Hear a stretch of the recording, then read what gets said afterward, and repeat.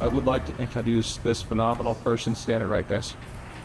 His name is Robert Sykes, and he goes by the Keto Savage on all of the socials. And we're going to walk away from a little bit of credentialism here. He has world-leading PhD level knowledge on the ketogenic lifestyle. He is an incredible entrepreneur. If you look in your bags, you have this little thing called the keto brick. He invented that for himself when you were in one of your first preps, right? So he was in one of his first bodybuilding competition preps. He's 100% natural, 100% ketogenic. He's tested all the time, and he invented his own little pet rock called the keto bricks. And now that has become, I'm not even going to try to quote the numbers because I think I'm lowballing.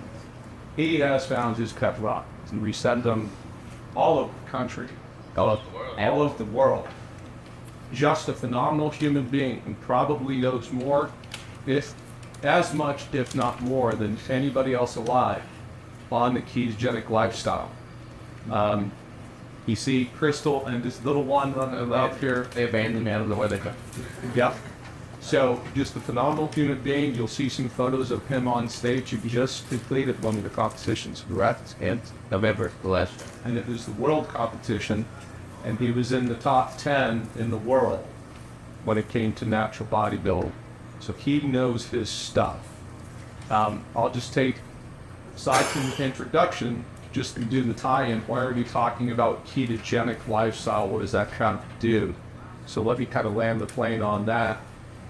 A ketogenic lifestyle, think of that like the healthy soil that you see right here. The standard American diet, think of that like the unhealthy soil that we see right here. We very firmly believe that the ketogenic lifestyle is the most good for the most people. We believe that you all are the ones who produce products that we want inside the fitness community. I'm a competitive CrossFitter. He's a competitive bodybuilder. We want to buy what we sell. We're going to talk a little bit more into that, not to get in front of this brief or my stats. That's it. Appreciate it. All right. How much do y'all know about the ketogenic diet lifestyle? Is that familiar to y'all? Hey, when the speaker brings the audience into the presentation, I'm going to be that guy. So, are you familiar with the keto diet? Ring a bell? Yes. Perfect. How much do y'all like to eat meat? Is that something that y'all like to typically consume? All right. Well, we're already halfway there then. You're already on the road to being keto. Are we doing the mic? No, I don't need a mic. I don't need one. All right, sweet. Well, I feel like I'm supposed to introduce you too. Yeah.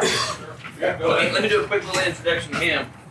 So, 7-time Green Beret combat veteran. You have, in 2019, achieved the manufacturing award for your brewery and operations there in Columbus, Georgia. Yeah. And then you are a Army spouse. All very commendable. I don't know that side of him as much as I know the personal side of him being a client of mine. And we have had the opportunity to share the Oakwoods on a few occasions, which I have thoroughly enjoyed. We're going to do that again this year. But that is a quick introduction. I got token justice there. But we'll keep going to it. But yeah, keto and regenerative agriculture, optimizing health and habitat together. I found keto. I'll do it quickly. All right, so there's a couple pictures of us. Probably should have said the introduction of this slide, but we're breaking the rules here. There's us elk hunting.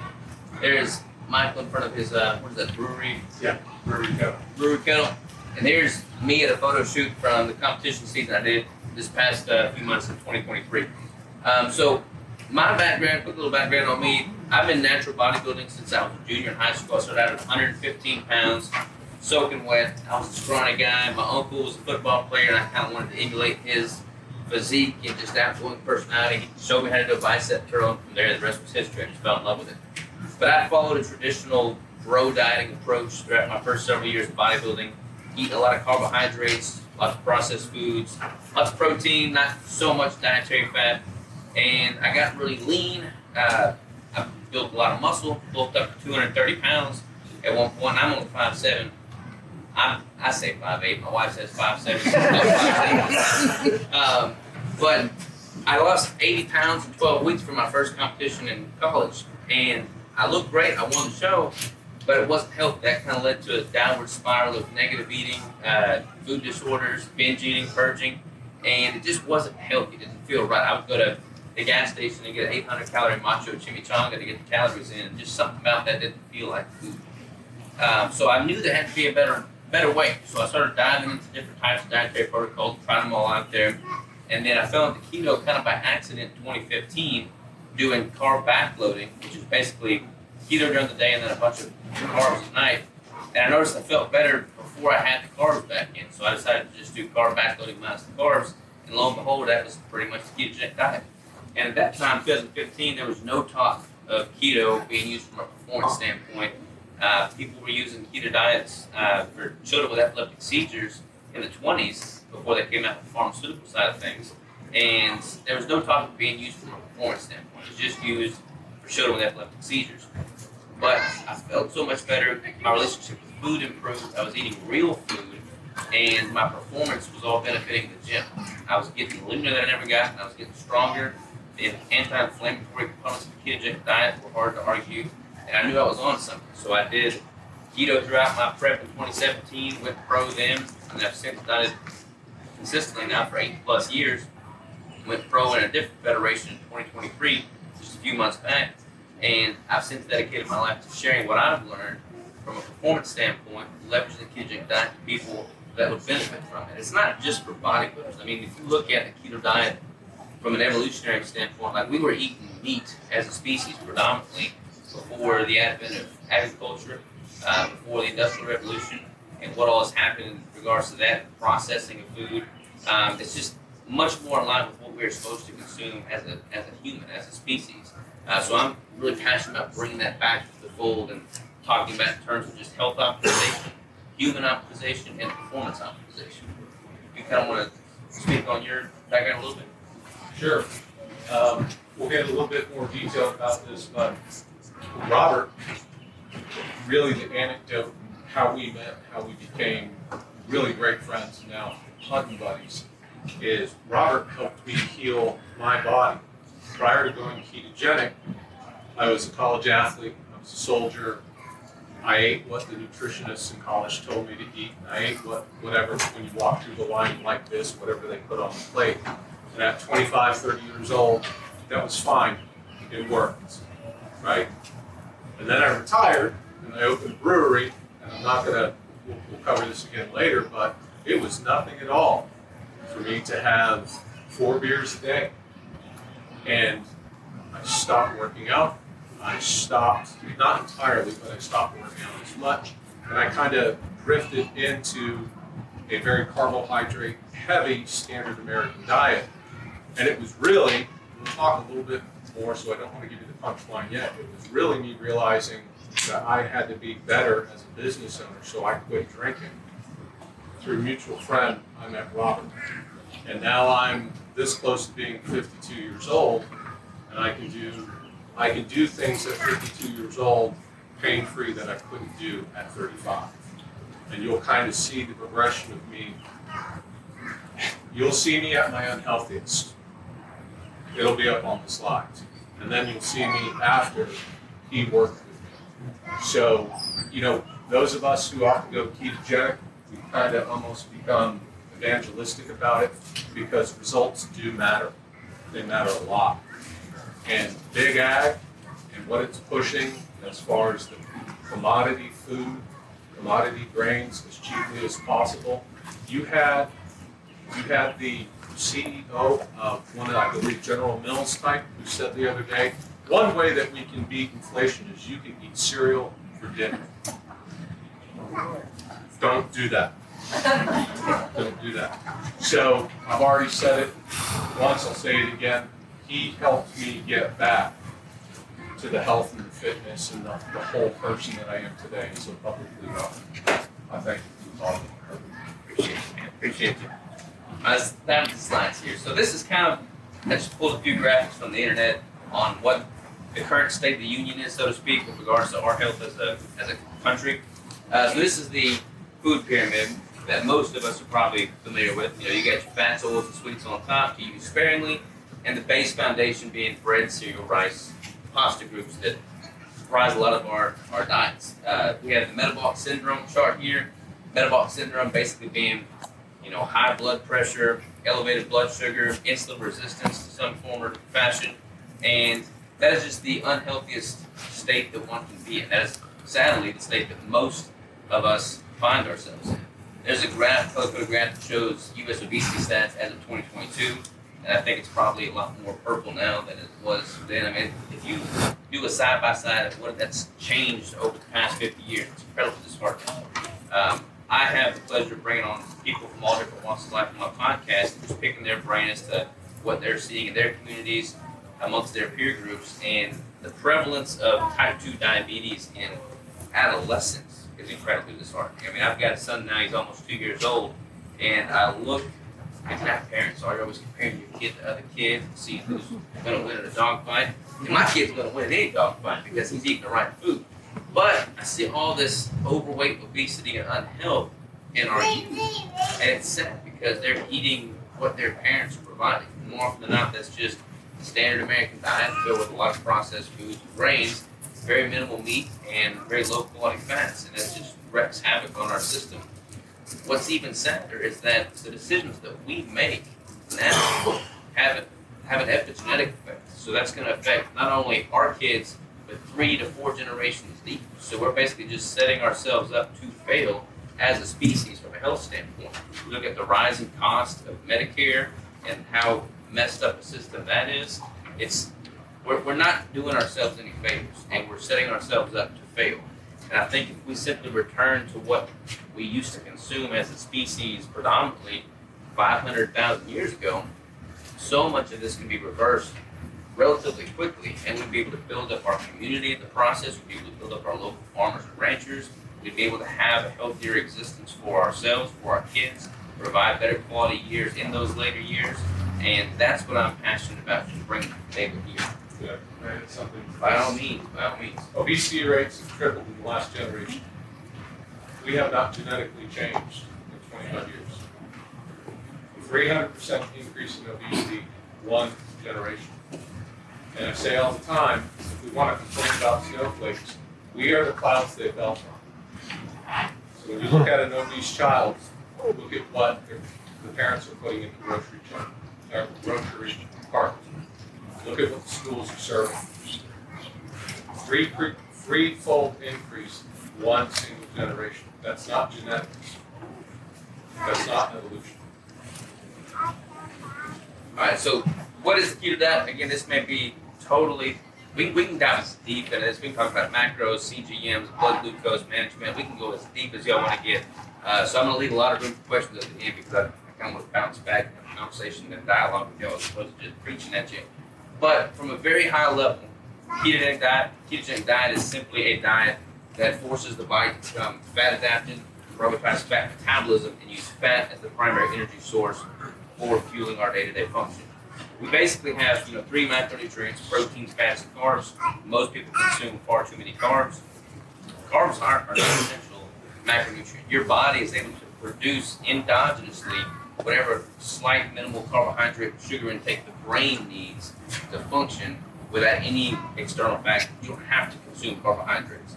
This is why, from an evolutionary standpoint, we were able to survive in times of famine, in times when there was no crops, no fruits, no grains. We could still thrive. You look at the Inuit, the Eskimos, they were able to consume predominantly seal fat, blubber, and protein and thrive in that environment without any carbohydrates coming in whatsoever. So ketogenic diet at a very high level is simply a diet that forces the body to use fat for fuel. It's predominantly considered high fat, relatively moderate protein, and very low to no carbohydrate. The carnivore diet is gaining in tremendous popularity in the past 2 or 3 years. That's basically a subset of keto in which you're only and exclusively consuming fats and proteins without any dietary carbohydrates. And most of the people within the ketogenic space try to put an emphasis on where that food is sourced and the quality of that food. Because once you become keto adapted, once you experience the benefits that it provides, you want to just keep going down that rabbit hole further and further, and you start to pay more attention to where that food is sourced. There's lazy keto, as people call it, where they'll consider keto just going to Wendy's, throwing out the buns, and eating the patty. And you can certainly do that from a macronutrient standpoint, but when you look at the quality of the omega profile, the fatty acid ratios in the meat you're consuming, people start to tend to recognize the sourcing of that protein and fat becomes very, very important. They prioritize that. So this is not even visible from where y'all are sitting, probably. But I've basically got a 7-phase protocol that I take clients through when I'm working with them, depending on where they're starting from. If someone's coming from a standard American diet, they've not consumed fat in, fat protein in the exclusion of carbohydrates since childhood, since birth. I'll walk them through this. Interesting fact, we're born in a ketotic state. So like breast milk is very high in fat, relatively moderate in protein.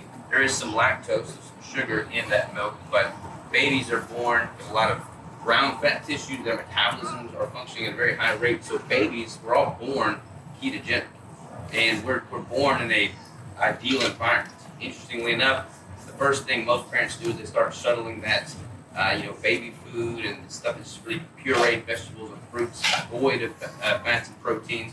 So we screw our kids up at a pretty early age. But if you're fat adapted, you're fat adapted at birth, we lose sight of that as we consume more carbohydrates, and most people have not been fat adapted the majority of their lifetime. So my goal is to get them back into a fat adapted state, upregulate all that metabolic machinery so their body then knows how to use fat as a fuel source instead of carbohydrates, upregulate the metabolic pathways so that the ketone bodies can be circulating through their tissues, through their brain. Ketones can cross the blood-brain barrier, provide energy from a neurological standpoint. It's incredibly protective for Alzheimer's and dementia. Dementia and Alzheimer's is now being classified as type 3 diabetes because what is happening metabolically speaking in the abundance of sugars and the exclusion of fats and proteins is now taking place from what we can tell in the brain. That's what's causing this Alzheimer's and dementia. Basically, these neurological synapses that occur trying to break due to that glycation as a result of that high sugar load. And people are suffering from Alzheimer's and dementia at an increasing rate due to their dietary lifestyle, which could in turn be largely avoided if they're following a proper human diet. So this 7-phase protocol, and again, we can go super deep in this if y'all like. Basically, I've established people's baseline. I figured out what they're consuming currently, what their macronutrient distribution looks like, what their body composition consists of, what their body fat is. We get them fat adapted, which is typically starting at a relatively high percentage of total calories coming from fat, typically around 80%. That's going to force the body to burn through any glycogen that is as a reserve of the carbohydrates they've consumed. We upregulate those metabolic pathways to use fat ketones as a fuel source. From there, we start titrating the protein up and the fat down to figure out what their unique protein threshold is, figure out what macronutrient ratio they respond and perform best at. Phase 3 is I basically taper both fat and protein, all the while carbs are staying very low to decrease total caloric intake, get them to burn body fat, get them to lean out if the goal is to lose body fat. Phase 4 is basically the introduction of ketogenic caloric refeeds. So as once calories drop, their metabolism downregulates to follow suit, totally normal physiological response. So having a targeted refeed, so a higher calorie day coming from fats and proteins is advantageous metabolically speaking there. Phase 5 for me as a competitor is like the peaking point. So that's when I'll optimize for stepping on stage and competing against other people and trying to look my best on show day. If you're not a competitor, there's still an application there because you need to have a point at which you stop dropping calories. I work with so many clients. Females are predominantly guilty of this, but males too, is they'll just continue to chronically undereat. If the goal is to lose body fat, that downregulates the metabolism on a chronic level, and we have to have a finite period in which we start bringing calories back up. So phase 6 and 7 is basically the reverse diet portion. So if the goal is to lose body fat and you start at a healthy metabolic spot, we have to slowly taper those calories, have a line drawn in the sand where we need to reverse diet from that point, and then we start bringing that intake back up so that their hormones can improve, their metabolism can improve, they can build more lean tissue for training, which is going to be more favorable from a metabolic standpoint and a longevity standpoint. And that kind of basically becomes the new baseline. So all the while, people are improving their composition, improving their hormonal and metabolic health, and making this a lifestyle. Here. These are some before and after pictures of different clients I've worked with over the years. The cool thing about my job as a coach, I have multiple different legs of the business, but I love the coaching aspect. It's not where I make the money. It's not where it's not where it actually is a pretty good deal where my time goes. Especially if I've got really hands-on clients. Michael wasn't too much of a demanding client, so I can't complain too much there. But I become friends with these people. Like I'm a macro coach, help them with their nutrition, and they come and vent to me about lifestyle issues they're having, adverse effects with relationships. I just build a bond with these people. These are all clients that I've worked with and continue to keep in touch with. Like Joe Davis, the one in the middle, he sent me a deadlift bar. He comes out, we shoot guns together, we grill steak together, and we just have a bond. And I don't even charge him for coaching anymore. I just like the relationship. So for me, it's so cool, so rewarding, so fulfilling to see people that have come from a place in their life where they're not happy, they're unfulfilled, they're unhealthy, they can't go out and enjoy time with their kids or grandkids because they can't deal with the inflammation and the pain in their joints. And I can breathe new life into them. And they can document that process with me. They can be excited about waking up tomorrow and discovering new things that they're now capable of doing that they weren't able to do previously. Like that is my most fulfilling, aspect in life as a coach. And speaking of class, I'm turn it back over to you because you've got some before and afters here. I'd like to flush out as well. All right. So I know this isn't a standard conference seminar with a 60-foot screen, but at some point, if you want, we can show you these slides one-on-one. This is me at my unhealthiest. I was an alcoholic. I weighed about 280 pounds. I got out of the Army. I opened a brewery. Worst mistake of my life. So I would go to work every day, and it was absolutely nothing for me to walk in and have my brewmaster say, hey, 8 o'clock in the morning, hey, we should test this beer. Next thing you know, I had 3 beers by lunch. Why wouldn't I drink my own beer when we walked across the street to the pizza joint? Next thing you know, I had 4 drinks by 1 o'clock in the afternoon. That's not a healthy place to live. This was me. That was me after my very first firefight. So I'm incredibly stressed out. It was one of the most physically taxing moments of my life. I was 31 years old right there. That was 7 years ago. I look a hell of a lot more like this guy at 31 years. I'm 52. I look a hell of a lot more like I did when I was 31. Oh, by the way, I'm about 30 pounds lighter today than I did at being doing math in public. That was me at 45 years old, 45, 46 years old. I look old. I look puffy. And I look really bloated. And if you want to go by a calories in, calories out perspective, I had a lot less calories in me right here. You can see the sadness and bloating in my face. I don't look anything like that today. That is difficult. It's a driver's license photo, so they're never really great. But I don't look anything like that today. This was me. I didn't have a professional on stage day, so I don't have any professional photographs. But that's me several years older than what I was right there. I eat a hell of a lot more today in terms of calories. I'm at about 4,200. You're at? It depends. Sometimes 42, sometimes 65. Yeah. So I eat 4,200 calories a day. If anybody was in for breakfast today, Will and I are breakfast buddies. My breakfast today was 12 eggs, 12 pieces of bacon. And I don't think anything of it. I don't care. I'm not going to say I don't care what my cholesterol is. I'm a lot less concerned about my cholesterol than Big Pharma, Big Ag would have you believe. I'm a lot less concerned. All right? And then, so I go from this young, handsome soldier to this 280, 290 pound guy who was alcoholic, to that was me. I think I got down to 182 pounds for that. I'm not there right now, by the way, and we'll talk about that in a second. Then I came and I heard this guy called Will Harris, who talks like Foghorn Leghorn. And who is this guy? He was on the Joe Rogan podcast, and I was living up in Columbus, Georgia, and I thought, well, that would be pretty cool. I'd like to go check that out. Because I wanted, in order to get here, I had to eat a lot of animals. And I'm a hunter. And I thought if I'm going to do that, I have a moral obligation to be able to be part of that food chain and that food cycle. And so I met Will, came here, graciously accepted me into the program as an intern. And now I feel morally obligated to continue that by pushing that as much as possible. So that's how I ended up here. A mutual between, I don't know if y'all can see this. This was the University of Georgia lineman. He was 320, he says 325 pounds. I think he's probably closer to 340. He was 340 pounds, and this is him probably something in the neighborhood of 8 months later.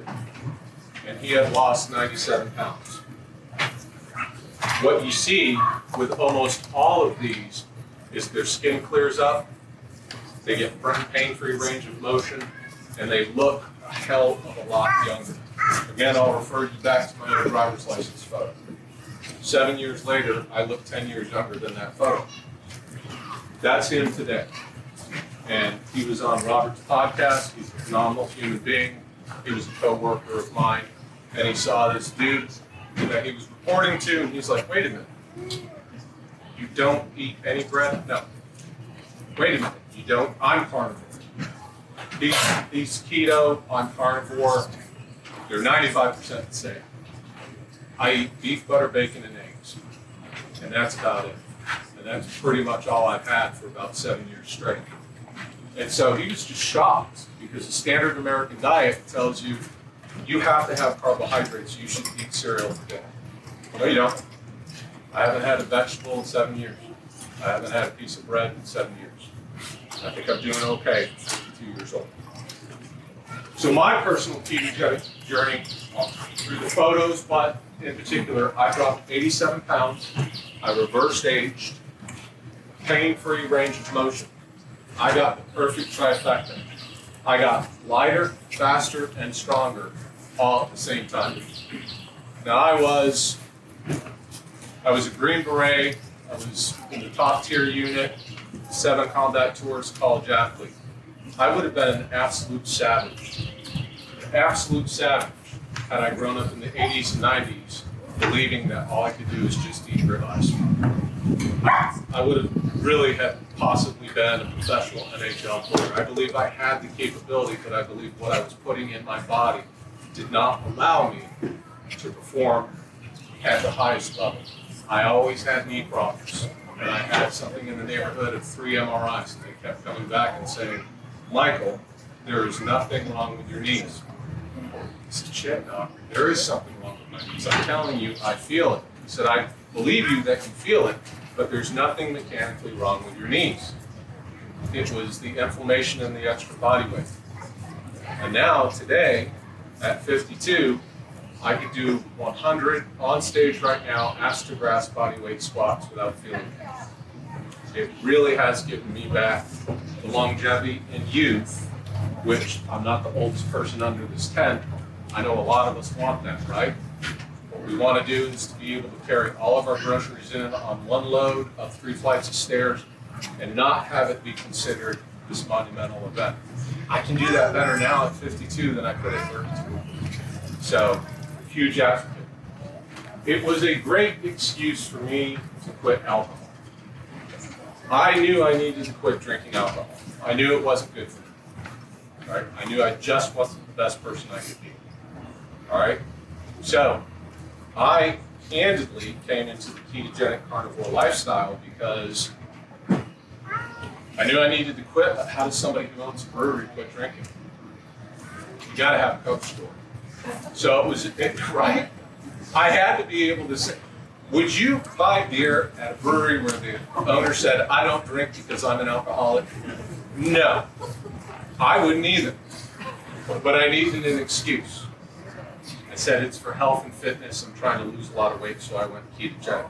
Nobody questioned. Nobody questioned me at all. The mental and emotional clarity aspect, he already touched on it. What I found is that I'm a lot calmer. I'm a lot more stable in my emotions after having been ketogenic for 7 years now. I've probably consumed, since getting on the ranch 24 hours ago, I've probably consumed 5,000 calories. I tested my blood sugar right before we started on the tour. It was at 86. And that's within 5,000 calories for the last 24 hours. And you see so many of us who, we see what it was like, the pain, the irritability, the blood spikes, the blood drops, all of those things. We kind of see the light come to the other side of it. And a lot of us feel morally obligated to kind of pass this message along. So a lot of you, again, you can't read this, but this is an important one. When we're done and go to dinner, I'm going to leave this slide up. You all need to come up and see this. What does this mean for you? What it means for you is we're growing in number. We're passionate. You make what we put in our bodies. We don't know you're there. We have to dig and uncover. We live in a world where I need to have the answer that needs to be in front of me right now. I want to buy what you sell. But if I don't know you're there, I have no choice. If I don't know you're there, I'm going to go to somebody else. So, about us as a ketogenic lifestyle, we are a lifestyle, we're not a diet. We don't like the word diet. We are a lifestyle of people. We are growing in number, and you see if you can see, 3 of the 4 people that I have up here as influencers, 3 of the 4 are women.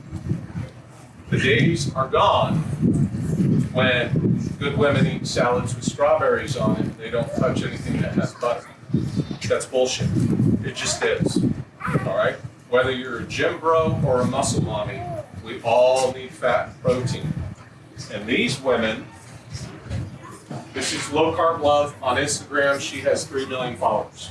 3 million followers. And she's a 40-something. She's in fantastic shape. She has a very similar story to me. 3 million followers, just one person. This is Dr. Lindy Louise. She's a personal friend of mine. Her whole raison d'etre, what she does is she tries to counter the standard American diet. She has trouble with women in particular, because good girls don't eat meat.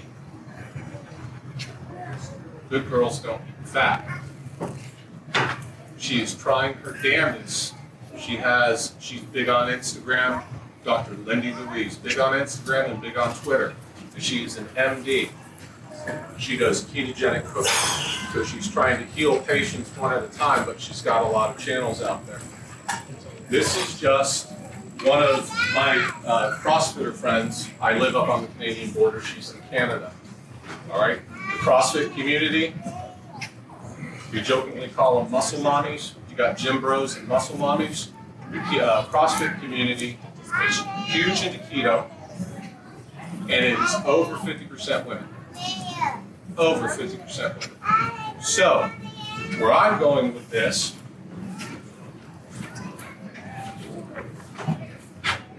I spend $10,260 a year on what I eat, and that's Walmart prices.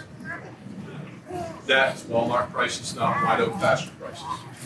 Now, I shop from my local White Oak because I work with the Black River Cattle Company. It's more expensive. All right? We'll go back one. We are self-researchers. We don't buy into the hype, but we need to know that you're there. You have to let us know that you're there. We know where the Walmart is. I don't know where your ranch is. You got to have a presence. We will buy. We spend money. $10,260 a year at Walmart prices is what I would spend personally, as well as him. We represent $21,000 a year at your ranch and your farm. If you have beef, butter, bacon, and eggs, I'm spending that with you. The local Amish kids right down the road from me, they drop off 60 eggs a week. On my front doorstep, I leave a little $20 bill, and a little 14-year-old girl just leaves the eggs, grabs the 20. I eat 2,920 eggs a year, 730 pounds of meat, 365 sticks of butter, and I eat 1 keto brick a day, which he makes. I get him $230 a month, a subscription. You can go to ketobrick.com. Thank you for sponsoring the TED Talk. This is just anecdotally, that is my record. That is 4.5 pounds of beef in one sitting. It's called the Cowboy Ranch, the Steak Ranch in Austin, Texas. So whenever I go out elk hunting, we always stop there, and I get 72 ounces at one time. This right here, it was last year's elk. I shot it in November. It was gone by February. I no longer have any elk. That's how much of your product we are willing to spend our money on. So I could conceivably eat something in the neighborhood of 3, possibly 4 elk a year if I had that kind of luck. All right. So my pitch to you is you have to market yourself not just to the exclusion of, but how is your product marketed? How's the product marketed? How is regenerative agriculture marketed? I'm asking you. In our community, Yes. local, it's more like, White Oak Pastures. What are the marketing themes? What are the marketing themes? Like, what are the benefits? Grass-fed beef. Heal the soil. No, it's all built on the environment. Yes. That's the answer to the quiz as I see it. It's marketed as an environmentally responsible, good thing for the community. I have yet to see I have yet to see a regenerative agricultural ranch vendor market towards gym bros and muscle moms.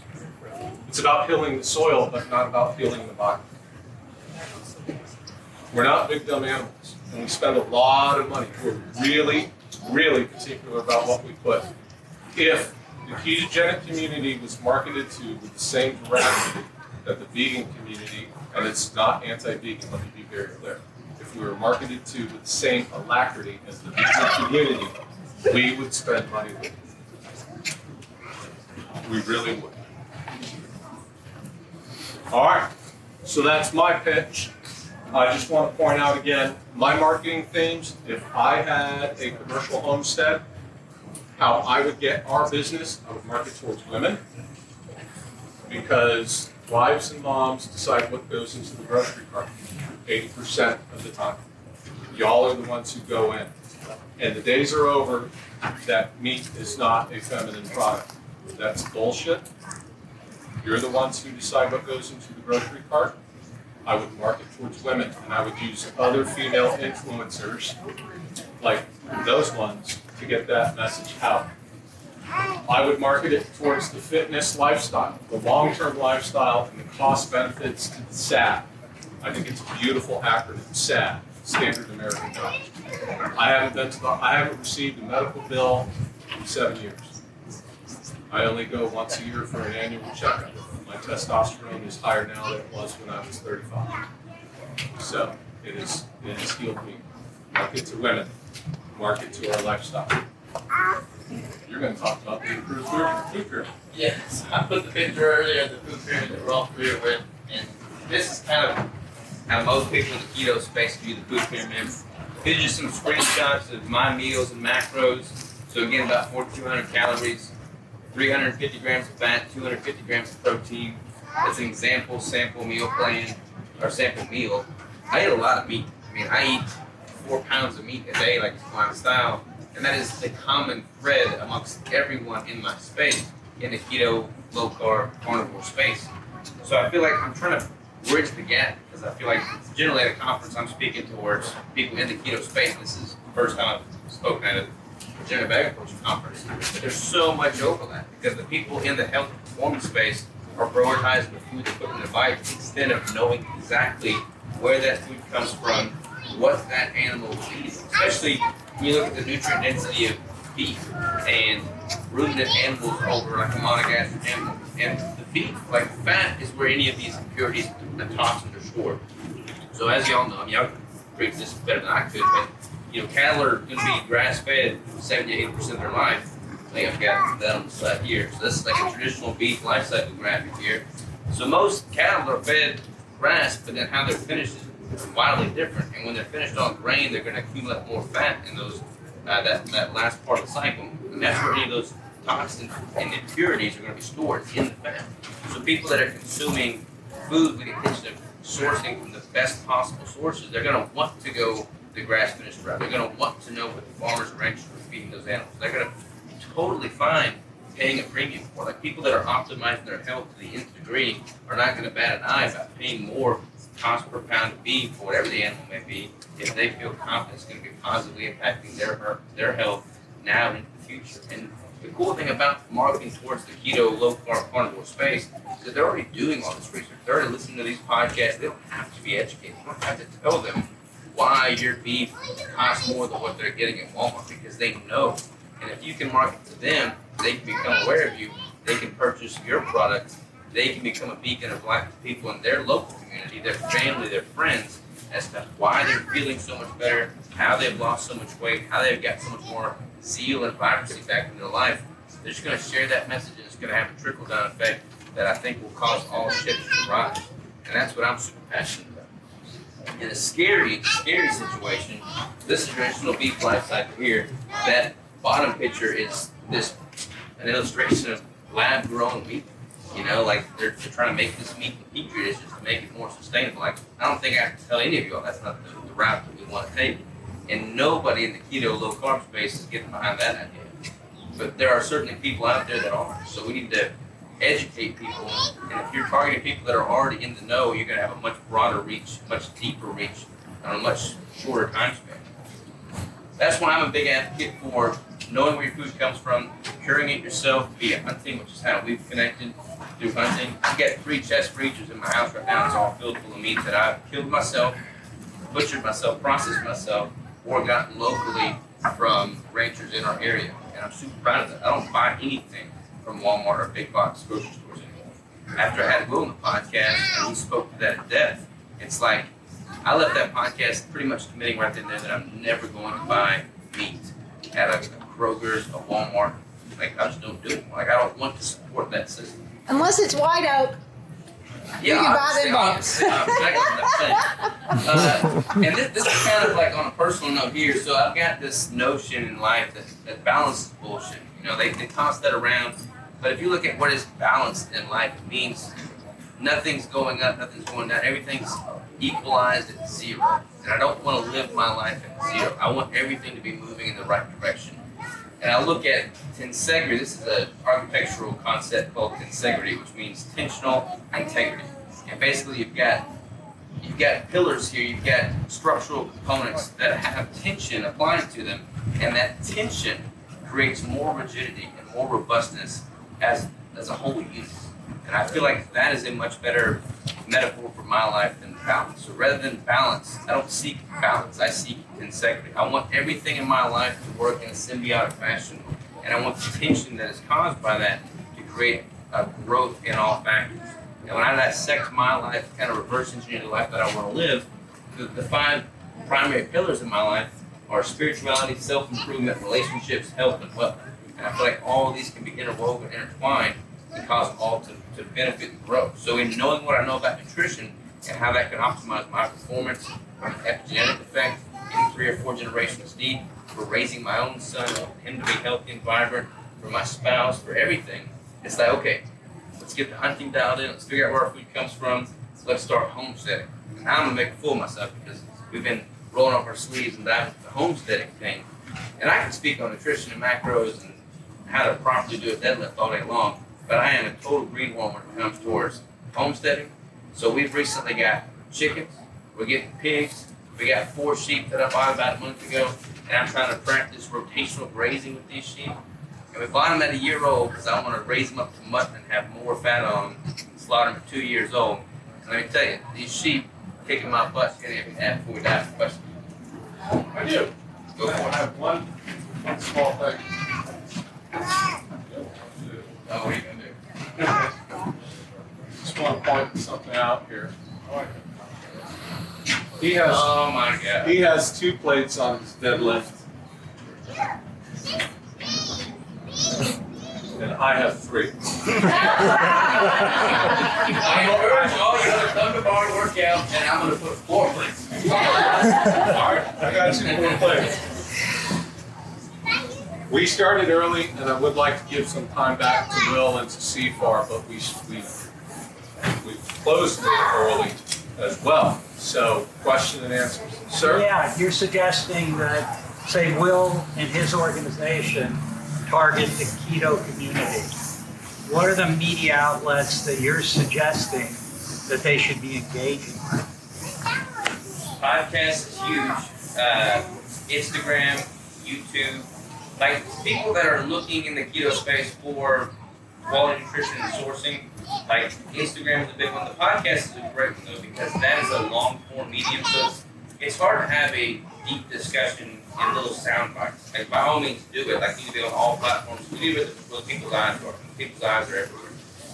But like a podcast is great because then you can dive deeper into why we're doing what we're doing. It's a longer discussion. That's why your podcast and Rogan was so transformative because people could connect the dots in a way that they couldn't over a 15-second sound bite on Instagram story.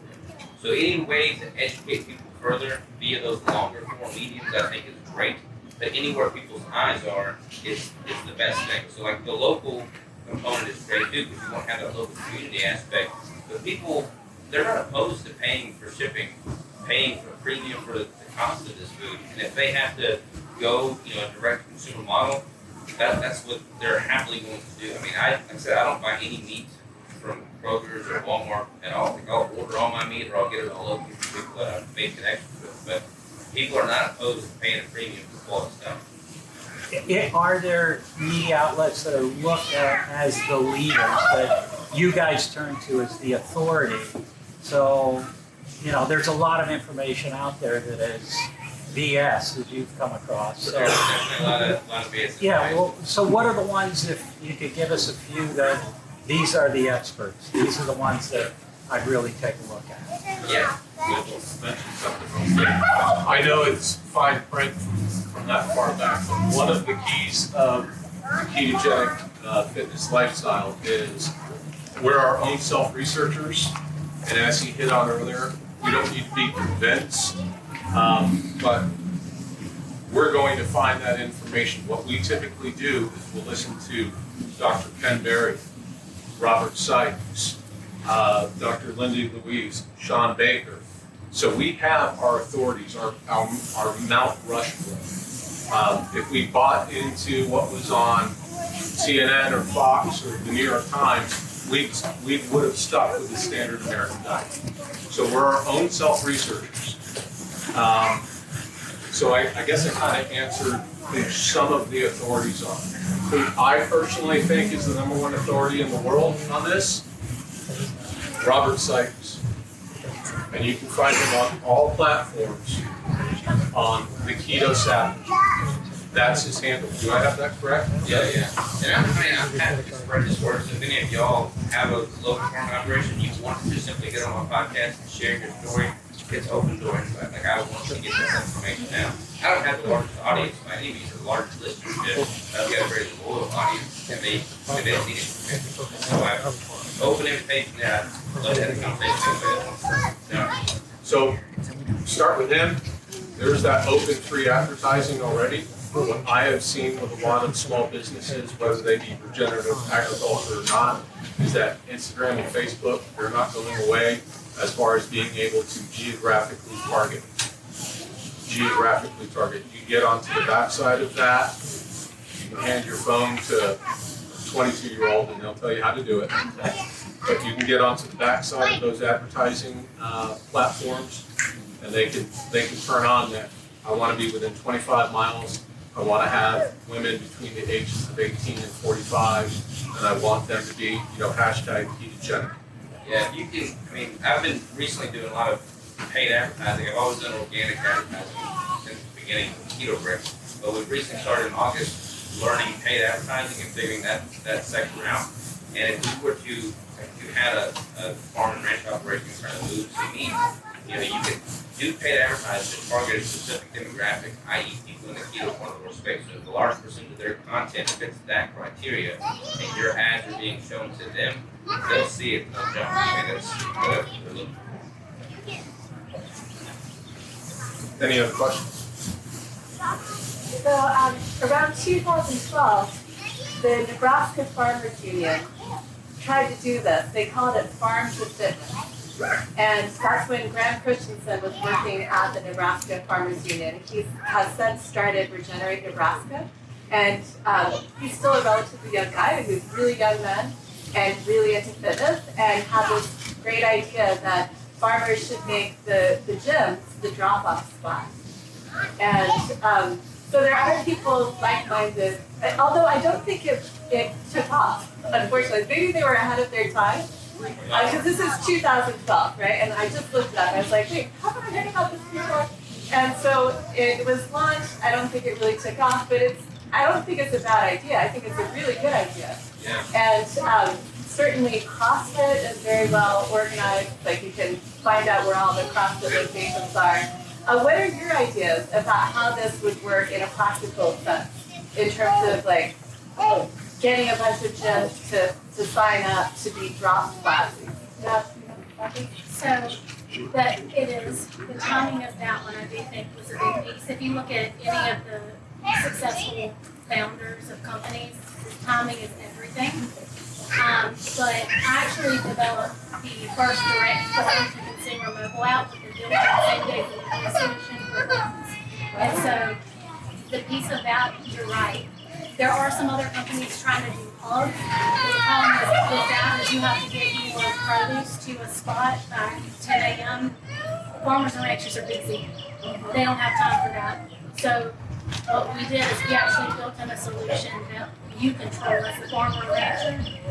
So you get a text message and the driver isn't dispatched from your DoorDash, Uber, Grubhub, several others too, until you accept that. And so it allows the farmer and the rancher to, and even the homesteaders, to control the timing. So, but yes, it was an awesome idea, and the timing wasn't right. Yeah, the technology hadn't caught up to it for sure. There weren't easy ways. I mean, this is the first time hearing about that. Just so brilliant. Good job. What's it called? Freedom Harvest. Freedom Harvest. All right. Yeah, I was looking at that from that time. I would also add that 2012, there's been exponential orders of magnitude. Keto really peaked in 2017, but ever since then, I mean, carnivore, I think 2019, according to Google Trends, they're definitely a little bit early to hit that target demographic. But I mean, the people in the keto low carb carnivore space, I mean, carnivore is like the hot thing right now. I mean, I'm going to be eating 6,000 calories probably of this pork. So I don't know what y'all are going to be eating. I'm eating that pork. You're probably not going to get that for y'all, sorry. But we don't need any convincing to eat more meat. I mean, that's healthy too. Like, there's so much doctor with cholesterol, heart health, diabetes. Like, meat is not what is making people sick. What's making people sick is what they're eating with them. And so many of the studies that are done on cancer-causing agents of too much red meat consumption are done in very poorly designed studies in which participants are doing like a food questionnaire, which is often not inaccurate.